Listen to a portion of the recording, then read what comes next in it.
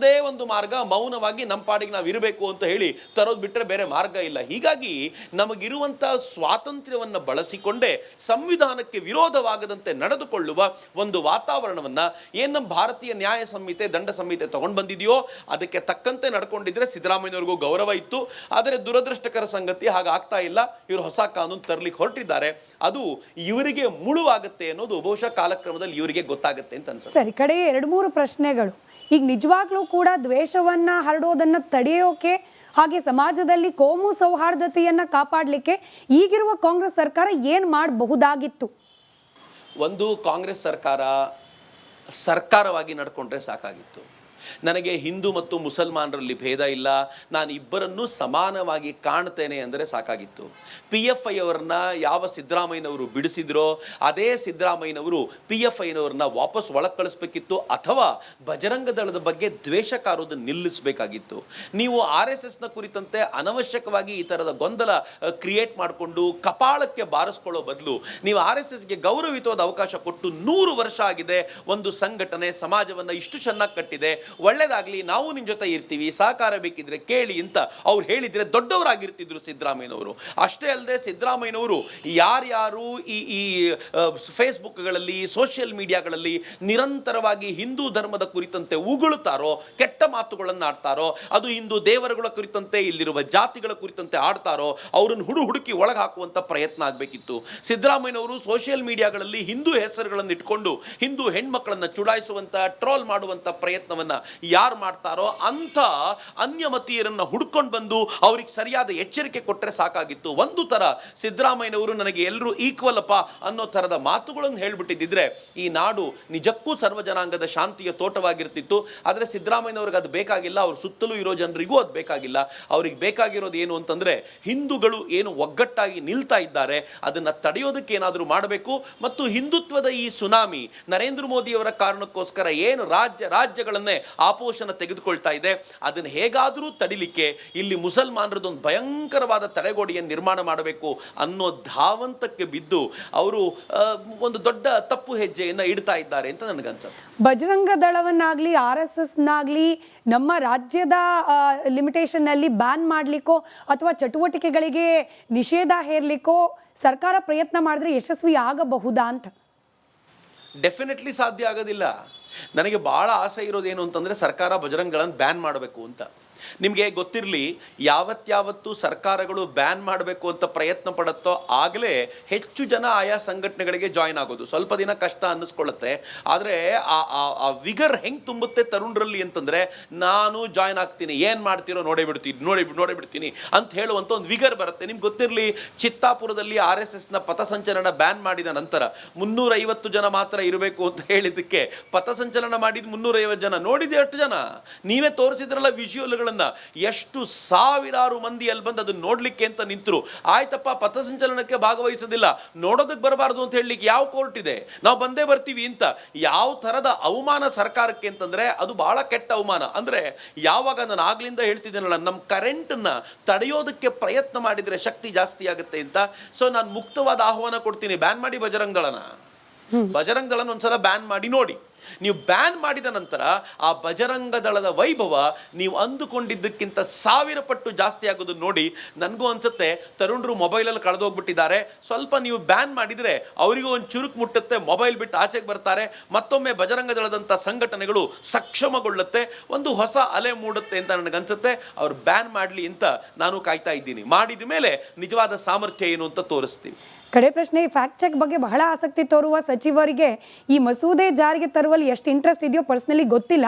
But in case ಈ ಮಸೂದೆ ಜಾರಿಗೆ ತಂದು ಅವರಿಗೆ ಜವಾಬ್ದಾರಿ ಸಿಕ್ಕರೆ ಏನಾಗಬಹುದು? ಹೈಪೋಥೆಟಿಕಲ್ ಪ್ರಶ್ನೆಯೇ. ನಮ್ಮದ್ರಲ್ಲಿ ಒಂದು ಮಾತಿದೆ, ನಾನು ಯಾರನ್ನೂ ಉದ್ದೇಶಿಸಿ ಮಾತನಾಡ್ತಿಲ್ಲ, ಇನ್ನೊಂದು FIR ಮಾಡಬಾರ್ದು ಅಂತ ಅವ್ರನ್ನ ಕೇಳ್ಕೊಳ್ತಿದ್ದೀನಿ ಅಷ್ಟೇ. ಒಂದು ಅಯೋಗ್ಯ ಅಂದಿದ್ದಕ್ಕೆ ನಾನು ಸುಪ್ರೀಂ ಕೋರ್ಟ್ವರೆಗೂ ಹೋಗಬೇಕಾಗಿ ಬಂತು. ಸುಪ್ರೀಂ ಕೋರ್ಟ್ ಪಾಪ ಅಯೋಗ್ಯ ಅಂತ ಹೇಳಿದ್ದನ್ನು ಸಮರ್ಥಿಸ್ತು, ಸರಿಯಾಗಿದೆ ಪರವಾಗಿಲ್ಲ ಅಂತ ಹೇಳೋ ಮಟ್ಟಿಗೆ. ಆದರೆ ನಾನು ಸುಮ್ಮನೆ ಹೇಳೋದೇನು ಅಂತಂದರೆ, ನಮ್ಮಲ್ಲೊಂದು ಮಾತಿದೆ, ಮಂಗಕ್ಕೆ ಹೆಂಡ ಕುಡಿಸ್ಬಿಡ್ತಾರೆ, ಹೆಂಡ ಕುಡಿಸಿದ ನಂತರ ಮೊದಲೇ ಮರ್ಕಟ, ಅದಕ್ಕೆ ಹೆಂಡ ಬೇರೆ ಕುಡಿಸಿರ್ತಾರೆ, ಇನ್ನು ಚೇಳು ಬೇರೆ ಕಡಿದ್ರೆ ಏನಾಗುತ್ತೆ ಅನ್ನೋ ಪ್ರಶ್ನೆ ಇದೆ. ಹಾಗೆಯೇ ಯಾರು ಹಿಂದುತ್ವ ದೇಶದಿಂದ ಮೊದಲೇ ನರಳ್ತಾ ಇದ್ದಾರೋ ಆ ನರಳುತ್ತಾ ಇರೋರಿಗೆ ಕೋರ್ಟು ಪದೇ ಪದೇ ತಪರಾಕಿ ಹಾಕುತ್ತೋ ಅಂಥವರಿಗೆ ನಮ್ಮಂಥ ಹೋರಾಟಗಾರರು, ಹಿಂದುತ್ವದ ಹೋರಾಟಗಾರರು ದಿನ ಬೆಳಗ್ಗೆ ಅವರ ನಿದ್ದೆಯನ್ನು ಕೆಡಿಸುವಂಥ ಸ್ಥಿತಿಯಲ್ಲಿರ್ತಾರೋ ಅವರಿಗೆ ಇದೂ ಕೂಡ ಒಂದು ಕೈಗೆ ಸಿಕ್ಕಿದರೆ ಏನಾಗ್ಬೋದು ಅಂತ ಇಮ್ಯಾಜಿನ್ ಮಾಡಿ. ಅದೇ ಡೆಫಿನೆಟ್ಲಿ ಆಗುತ್ತೆ ಅಂತ ನನಗನ್ಸುತ್ತೆ. ಒಂಥರ ಹೇಗೆ ಅಂತಂದರೆ ಒಂದ್ಸಲ ನನಗೆ TN ಚತುರ್ವೇದಿಗಳು ನಮ್ಮದೊಂದು ಕಾರ್ಯಕ್ರಮಕ್ಕೆ ಬಂದಾಗ ಒಂದು ಮಾತು ಹೇಳಿದರು. ಮರ ಏರುವಂಥ ಮಂಗಕ್ಕೆ ಏಣಿ ಕೊಟ್ಟರೆ ಏನಾಗುತ್ತೋ ಆ ಥರದ ಪರಿಸ್ಥಿತಿ ಇವತ್ತಿನ ಸಮಾಜಕ್ಕೆ ಆಗಿದೆ ಅಂತ ಹೇಳಿದ್ದು ನನಗೆ ಈಗಲೂ ನೆನಪಿದೆ. ಆ ಥರ ಆಗ್ಬಿಡುತ್ತೆ. ಈ ಸರ್ಕಾರ ಮೊದಲೇ ಒಂದು ಏಣಿಯನ್ನು ನಿರ್ಮಾಣ ಮಾಡಿಕೊಟ್ಟು ಕೂತಿದೆ. ಯಾರು ಆಲ್ರೆಡಿ ಇದನ್ನು ಹಿಡ್ಕೊಂಡು ಏನಾದರೂ ಅಪಸವ್ಯಗಳನ್ನು ಕ್ರಿಯೇಟ್ ಮಾಡಬೇಕು ಅಂತಿದ್ದಾರೋ ಅವರುಗಳು ಇದನ್ನು ಡೆಫಿನೆಟ್ಲಿ ಉಪಯೋಗಿಸ್ಕೊಳ್ಳಿಕ್ಕೆ ಪ್ರಯತ್ನ ಪಡ್ತಾರೆ. ಆದರೆ ಗೊತ್ತಿರಲಿ, ಯಾವಾಗ ಹಿಂದುತ್ವದ ವಿಚಾರಕ್ಕೆ ತಂಟೆಗೆ ಬಂದಿದ್ದಾರೋ ಇಡೀ ಹಿಂದೂ ಸಮಾಜ ಒಟ್ಟಾಗಿ ನಿಂತು ಅದಕ್ಕೆ ಉತ್ತರ ಕೊಟ್ಟಿದೆ. ನಾವು ಒಕ್ಕಲಿಗರಲ್ಲ, ನಾವು ವೀರಶೈವರಲ್ಲ, ನಾವು ವೀರಶೈವರನ್ನು ವಿಭಜಿಸ್ಲಿಕ್ಕೆ ಪ್ರಯತ್ನಿಸ್ತಾ ಇರುವಂಥ ಲಿಂಗಾಯತರಲ್ಲ, ನಾವು ಬ್ರಾಹ್ಮಣರಲ್ಲ, ನಾವು ದಲಿತರಲ್ಲ, ನಾವು ಬೇರೆ ಯಾವ ಜಾತಿ ಜನಾಂಗದವರು ಅಲ್ಲ. ಯಾವಾಗ ಸಂಕಟ ಬರುತ್ತೋ ಆಗ ನಾವೆಲ್ಲರೂ ಹಿಂದುವಾಗಿ ನಿಂತಿದ್ದೀವಿ, ರಾಷ್ಟ್ರದ ಪರವಾಗಿ, ಧರ್ಮದ ಪರವಾಗಿ ನಿಂತಿದ್ದೀವಿ. ಅದರ ಒಂದು ಝಲಕ್ಕನ್ನು ಅವರು ನೋಡ್ತಾರೆ. ಏನಾದರೂ ತಂಟೆಗೆ ಬರಲಿಕ್ಕೆ ಹೋದರೆ ಆ ಝಲಕ್ಕನ್ನು ಡೆಫಿನೆಟ್ಲಿ ನೋಡ್ತಾರೆ ಅಂತ ನನಗನ್ಸುತ್ತೆ. ಅದೇ ಒಂದು ಮಾರ್ಗ, ಮೌನವಾಗಿ ನಮ್ಮ ಪಾಡಿಗೆ ನಾವು ಇರಬೇಕು ಅಂತ ಹೇಳಿ ತರೋದು ಬಿಟ್ಟರೆ ಬೇರೆ ಮಾರ್ಗ ಇಲ್ಲ. ಹೀಗಾಗಿ ನಮಗಿರುವಂಥ ಸ್ವಾತಂತ್ರ್ಯವನ್ನು ಬಳಸಿಕೊಂಡೇ ಸಂವಿಧಾನಕ್ಕೆ ವಿರೋಧವಾಗದಂತೆ ನಡೆದುಕೊಳ್ಳುವ ಒಂದು ವಾತಾವರಣವನ್ನು ಏನು ನಮ್ಮ ಭಾರತೀಯ ನ್ಯಾಯ ಸಂಹಿತೆ, ದಂಡ ಸಂಹಿತೆ ತಗೊಂಡು ಬಂದಿದೆಯೋ ಅದಕ್ಕೆ ತಕ್ಕಂತೆ ನಡ್ಕೊಂಡಿದ್ರೆ ಸಿದ್ದರಾಮಯ್ಯವ್ರಿಗೂ ಗೌರವ ಇತ್ತು. ಆದರೆ ದುರದೃಷ್ಟಕರ ಸಂಗತಿ ಹಾಗಾಗ್ತಾ ಇಲ್ಲ. ಇವರು ಹೊಸ ಕಾನೂನು ತರಲಿಕ್ಕೆ ಹೊರಟಿದ್ದಾರೆ. ಅದು ಇವರಿಗೆ ಮುಳುವಾಗುತ್ತೆ ಅನ್ನೋದು ಬಹುಶಃ ಕಾಲಕ್ರಮದಲ್ಲಿ ಇವರಿಗೆ ಗೊತ್ತಾಗುತ್ತೆ ಅಂತ ಅನ್ಸುತ್ತೆ. ಸರಿ, ಕಡೆ 2-3 ಪ್ರಶ್ನೆಗಳು. ಈಗ ನಿಜವಾಗ್ಲೂ ಕೂಡ ದ್ವೇಷವನ್ನ ಹರಡೋದನ್ನ ತಡೆಯೋಕೆ ಹಾಗೆ ಸಮಾಜದಲ್ಲಿ ಕೋಮು ಸೌಹಾರ್ದತೆಯನ್ನ ಕಾಪಾಡಲಿಕ್ಕೆ ಈಗಿರುವ ಕಾಂಗ್ರೆಸ್ ಸರ್ಕಾರ ಏನು ಮಾಡಬಹುದಾಗಿತ್ತು? ಒಂದು, ಕಾಂಗ್ರೆಸ್ ಸರ್ಕಾರವಾಗಿ ನಡ್ಕೊಂಡ್ರೆ ಸಾಕಾಗಿತ್ತು. ನನಗೆ ಹಿಂದೂ ಮತ್ತು ಮುಸಲ್ಮಾನರಲ್ಲಿ ಭೇದ ಇಲ್ಲ, ನಾನು ಇಬ್ಬರನ್ನೂ ಸಮಾನವಾಗಿ ಕಾಣ್ತೇನೆ ಅಂದರೆ ಸಾಕಾಗಿತ್ತು. PFI ಅವರನ್ನ ಯಾವ ಸಿದ್ದರಾಮಯ್ಯನವರು ಬಿಡಿಸಿದ್ರೋ ಅದೇ ಸಿದ್ದರಾಮಯ್ಯನವರು PFIನವ್ರನ್ನ ವಾಪಸ್ ಒಳಗೆ ಕಳಿಸ್ಬೇಕಿತ್ತು, ಅಥವಾ ಬಜರಂಗ ದಳದ ಬಗ್ಗೆ ದ್ವೇಷ ಕಾರೋದನ್ನು ನಿಲ್ಲಿಸಬೇಕಾಗಿತ್ತು. ನೀವು RSSನ ಕುರಿತಂತೆ ಅನವಶ್ಯಕವಾಗಿ ಈ ಥರದ ಗೊಂದಲ ಕ್ರಿಯೇಟ್ ಮಾಡಿಕೊಂಡು ಕಪಾಳಕ್ಕೆ ಬಾರಿಸ್ಕೊಳ್ಳೋ ಬದಲು ನೀವು RSSಗೆ ಗೌರವಿತವಾದ ಅವಕಾಶ ಕೊಟ್ಟು 100 ವರ್ಷ ಆಗಿದೆ ಒಂದು ಸಂಘಟನೆ ಸಮಾಜವನ್ನು ಇಷ್ಟು ಚೆನ್ನಾಗಿ ಕಟ್ಟಿದೆ, ಒಳ್ಳೇದಾಗಲಿ, ನಾವು ನಿಮ್ಮ ಜೊತೆ ಇರ್ತೀವಿ, ಸಹಕಾರ ಬೇಕಿದ್ರೆ ಕೇಳಿ ಅಂತ ಅವ್ರು ಹೇಳಿದರೆ ದೊಡ್ಡವರಾಗಿರ್ತಿದ್ರು ಸಿದ್ದರಾಮಯ್ಯನವರು. ಅಷ್ಟೇ ಅಲ್ಲದೆ ಸಿದ್ದರಾಮಯ್ಯನವರು ಯಾರ್ಯಾರು ಈ ಫೇಸ್ಬುಕ್ಗಳಲ್ಲಿ, ಸೋಷಿಯಲ್ ಮೀಡಿಯಾಗಳಲ್ಲಿ ನಿರಂತರವಾಗಿ ಹಿಂದೂ ಧರ್ಮದ ಕುರಿತಂತೆ ಉಗುಳುತ್ತಾರೋ, ಕೆಟ್ಟ ಮಾತುಗಳನ್ನು ಆಡ್ತಾರೋ, ಅದು ಹಿಂದೂ ದೇವರುಗಳ ಕುರಿತಂತೆ, ಇಲ್ಲಿರುವ ಜಾತಿಗಳ ಕುರಿತಂತೆ ಆಡ್ತಾರೋ ಅವರನ್ನು ಹುಡುಕಿ ಒಳಗೆ ಹಾಕುವಂಥ ಪ್ರಯತ್ನ ಆಗಬೇಕಿತ್ತು. ಸಿದ್ದರಾಮಯ್ಯನವರು ಸೋಷಿಯಲ್ ಮೀಡಿಯಾಗಳಲ್ಲಿ ಹಿಂದೂ ಹೆಸರುಗಳನ್ನು ಇಟ್ಕೊಂಡು ಹಿಂದೂ ಹೆಣ್ಮಕ್ಳನ್ನು ಚುಡಾಯಿಸುವಂಥ, ಟ್ರೋಲ್ ಮಾಡುವಂಥ ಪ್ರಯತ್ನವನ್ನು ಯಾರು ಮಾಡ್ತಾರೋ ಅಂಥ ಅನ್ಯಮತೀಯರನ್ನು ಹುಡ್ಕೊಂಡು ಬಂದು ಅವ್ರಿಗೆ ಸರಿಯಾದ ಎಚ್ಚರಿಕೆ ಕೊಟ್ಟರೆ ಸಾಕಾಗಿತ್ತು. ಒಂದು ಥರ ಸಿದ್ದರಾಮಯ್ಯನವರು ನನಗೆ ಎಲ್ಲರೂ ಈಕ್ವಲ್ ಅಪ್ಪ ಅನ್ನೋ ಥರದ ಮಾತುಗಳನ್ನು ಹೇಳಿಬಿಟ್ಟಿದ್ದಿದ್ರೆ ಈ ನಾಡು ನಿಜಕ್ಕೂ ಸರ್ವಜನಾಂಗದ ಶಾಂತಿಯ ತೋಟವಾಗಿರ್ತಿತ್ತು. ಆದರೆ ಸಿದ್ದರಾಮಯ್ಯನವ್ರಿಗೆ ಅದು ಬೇಕಾಗಿಲ್ಲ, ಅವ್ರ ಸುತ್ತಲೂ ಇರೋ ಜನರಿಗೂ ಅದು ಬೇಕಾಗಿಲ್ಲ. ಅವ್ರಿಗೆ ಬೇಕಾಗಿರೋದು ಏನು ಅಂತಂದರೆ ಹಿಂದೂಗಳು ಏನು ಒಗ್ಗಟ್ಟಾಗಿ ನಿಲ್ತಾ ಇದ್ದಾರೆ ಅದನ್ನು ತಡೆಯೋದಕ್ಕೆ ಏನಾದರೂ ಮಾಡಬೇಕು. ಮತ್ತು ಹಿಂದುತ್ವದ ಈ ಸುನಾಮಿ ನರೇಂದ್ರ ಮೋದಿಯವರ ಕಾರಣಕ್ಕೋಸ್ಕರ ಏನು ರಾಜ್ಯಗಳನ್ನೇ ಆಪೋಷಣ ತೆಗೆದುಕೊಳ್ತಾ ಇದೆ, ಅದನ್ನು ಹೇಗಾದರೂ ತಡಿಲಿಕ್ಕೆ ಇಲ್ಲಿ ಮುಸಲ್ಮಾನರದೊಂದು ಭಯಂಕರವಾದ ತಡೆಗೋಡೆಯನ್ನು ನಿರ್ಮಾಣ ಮಾಡಬೇಕು ಅನ್ನೋ ಧಾವಂತಕ್ಕೆ ಬಿದ್ದು ಅವರು ಒಂದು ದೊಡ್ಡ ತಪ್ಪು ಹೆಜ್ಜೆಯನ್ನು ಇಡ್ತಾ ಇದ್ದಾರೆ ಅಂತ ನನಗನ್ಸುತ್ತೆ. ಬಜರಂಗ ದಳವನ್ನಾಗಲಿ RSSನಾಗಲಿ ನಮ್ಮ ರಾಜ್ಯದ ಲಿಮಿಟೇಷನ್ನಲ್ಲಿ ಬ್ಯಾನ್ ಮಾಡಲಿಕ್ಕೋ ಅಥವಾ ಚಟುವಟಿಕೆಗಳಿಗೆ ನಿಷೇಧ ಹೇರಲಿಕ್ಕೋ ಸರ್ಕಾರ ಪ್ರಯತ್ನ ಮಾಡಿದ್ರೆ ಯಶಸ್ವಿ ಆಗಬಹುದಾ ಅಂತ? ಡೆಫಿನೆಟ್ಲಿ ಸಾಧ್ಯ ಆಗೋದಿಲ್ಲ. ನನಗೆ ಭಾಳ ಆಸೆ ಇರೋದೇನು ಅಂತಂದರೆ ಸರ್ಕಾರ ಬಜರಂಗಗಳನ್ನು ಬ್ಯಾನ್ ಮಾಡಬೇಕು ಅಂತ.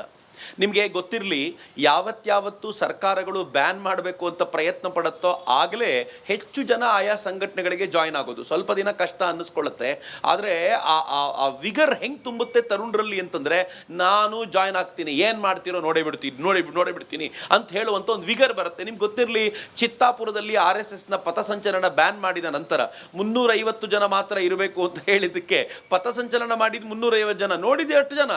ನೀವೇ ತೋರಿಸಿದ್ರಲ್ಲ ವಿಷುವಲ್ಗಳನ್ನು. ಎಷ್ಟು ಸಾವಿರಾರು ಮಂದಿ ಅಲ್ಲಿ ಬಂದು ಅದನ್ನ ನೋಡ್ಲಿಕ್ಕೆ ಅಂತ ನಿಂತರು. ಆಯ್ತಪ್ಪ, ಪಥಸಂಚಲನಕ್ಕೆ ಭಾಗವಹಿಸೋದಿಲ್ಲ, ನೋಡೋದಕ್ಕೆ ಬರಬಾರ್ದು ಅಂತ ಹೇಳಲಿಕ್ಕೆ ಯಾವ ಕೋರ್ಟ್ ಇದೆ? ನಾವು ಬಂದೇ ಬರ್ತೀವಿ ಅಂತ.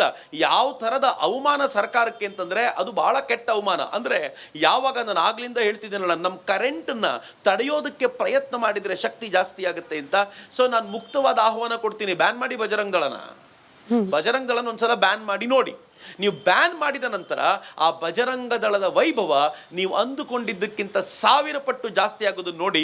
ನನಗೂ ಅನ್ಸುತ್ತೆ ತರುಣರು ಮೊಬೈಲಲ್ಲಿ ಕಳೆದೋಗ್ಬಿಟ್ಟಿದ್ದಾರೆ, ಸ್ವಲ್ಪ ನೀವು ಬ್ಯಾನ್ ಮಾಡಿದರೆ ಅವರಿಗೂ ಒಂದು ಚುರುಕು ಮುಟ್ಟುತ್ತೆ, ಮೊಬೈಲ್ ಬಿಟ್ಟು ಆಚೆಗೆ ಬರ್ತಾರೆ, ಮತ್ತೊಮ್ಮೆ ಬಜರಂಗ ದಳದಂಥ ಸಂಘಟನೆಗಳು ಸಕ್ಷಮಗೊಳ್ಳುತ್ತೆ, ಒಂದು ಹೊಸ ಅಲೆ ಮೂಡುತ್ತೆ ಅಂತ ನನಗನ್ಸುತ್ತೆ. ಅವ್ರು ಬ್ಯಾನ್ ಮಾಡಲಿ ಅಂತ ನಾನು ಕಾಯ್ತಾ ಇದ್ದೀನಿ. ಮಾಡಿದ ಮೇಲೆ ನಿಜವಾದ ಸಾಮರ್ಥ್ಯ ಏನು ಅಂತ ತೋರಿಸ್ತೀವಿ.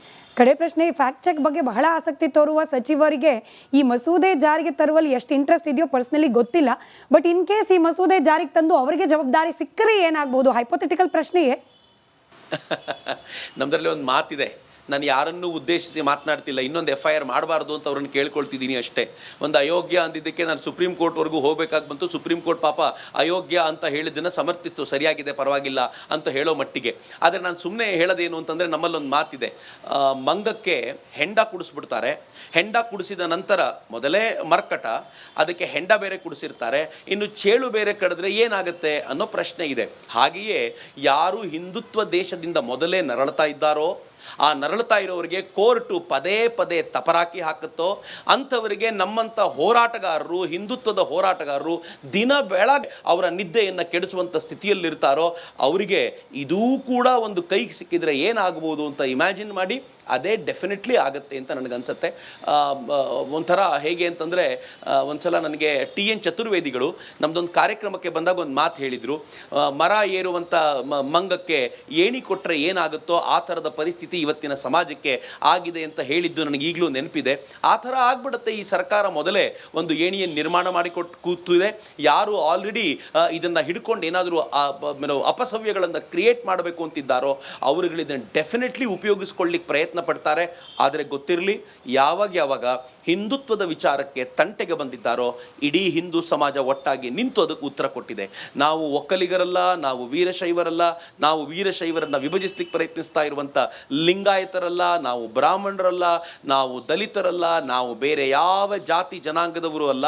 ಯಾವಾಗ ಸಂಕಟ ಬರುತ್ತೋ ಆಗ ನಾವೆಲ್ಲರೂ ಹಿಂದುವಾಗಿ ನಿಂತಿದ್ದೀವಿ, ರಾಷ್ಟ್ರದ ಪರವಾಗಿ, ಧರ್ಮದ ಪರವಾಗಿ ನಿಂತಿದ್ದೀವಿ. ಅದರ ಒಂದು ಝಲಕ್ಕನ್ನು ಅವರು ನೋಡ್ತಾರೆ. ಏನಾದರೂ ತಂಟೆಗೆ ಬರಲಿಕ್ಕೆ ಹೋದರೆ ಆ ಝಲಕ್ಕನ್ನು ಡೆಫಿನೆಟ್ಲಿ ನೋಡ್ತಾರೆ ಅಂತ ನನಗನ್ಸುತ್ತೆ.